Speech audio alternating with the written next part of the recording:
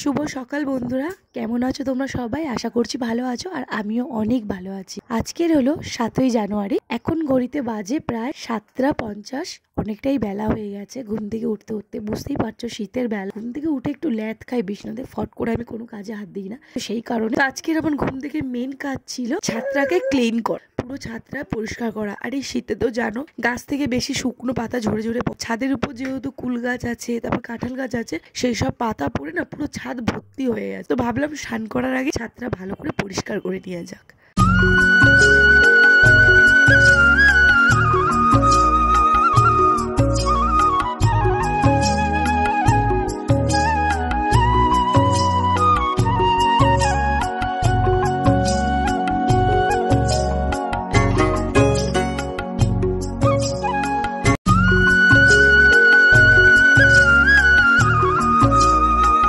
ছাদটা ঝাঁটানো কমপ্লিট হয়ে গেছে। সোজা স্নান করে ঢুকে পড়েছি রান্নাঘরে সবার জন্য এই ঠান্ডায় গরম গরম চা করতে। আর আমাদের সকালবেলার মেন টিফিনটা হলো চা।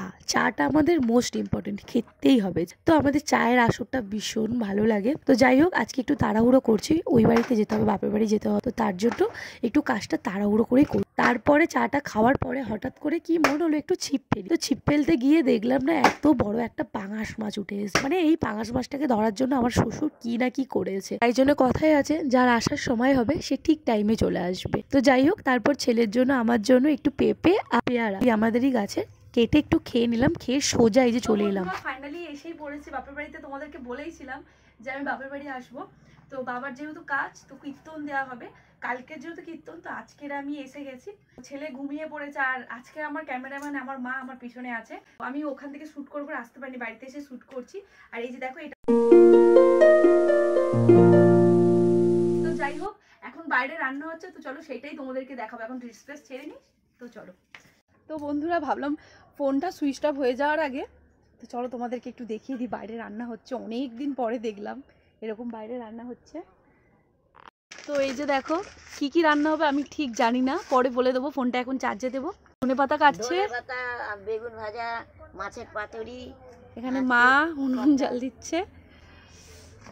তো আজকের মাসি টাসিরা ওরা সব আসবে, তো বাড়িতে মাসি টাসিরা সব এসেছে। মাসিদের সাথে একটু গল্প করছিলাম, আর এখানে মার রান্নাও প্রায় কমপ্লিট হতে যায়। ও এটা কি মাছ মা? এটা কাতলা মাছ।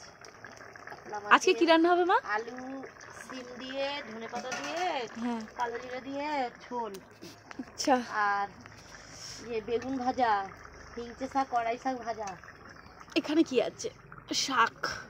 আর মাছের ওই তেল পাতুরি, তেল পটকা পাতুরি।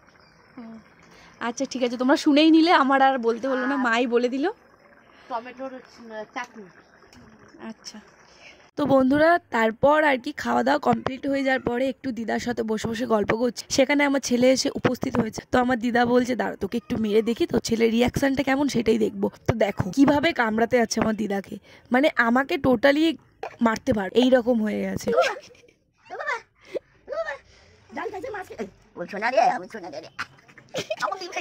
দেবেই দেবে।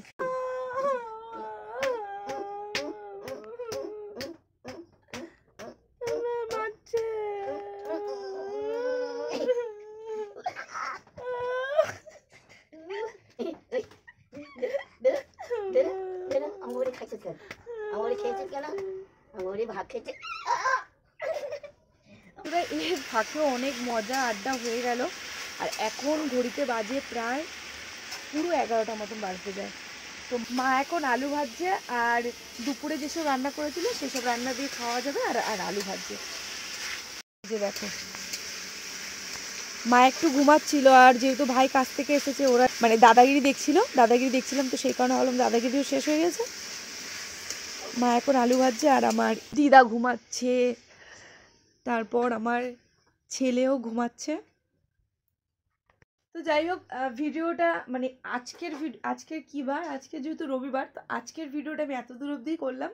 তো কালকের আবার ব্লগ ভিডিও আসতে চলেছে। তো ততক্ষণ সবাই আমার চ্যানেলে চোখ রেখো, চ্যানেলটিকে সাবস্ক্রাইব করো, যদি ভালো লেগে থাকে একটা লাইক করে দিও। তো চলো দেখা হচ্ছে পরে নেক্সট কোনো ভিডিওর সাথে। টাটা।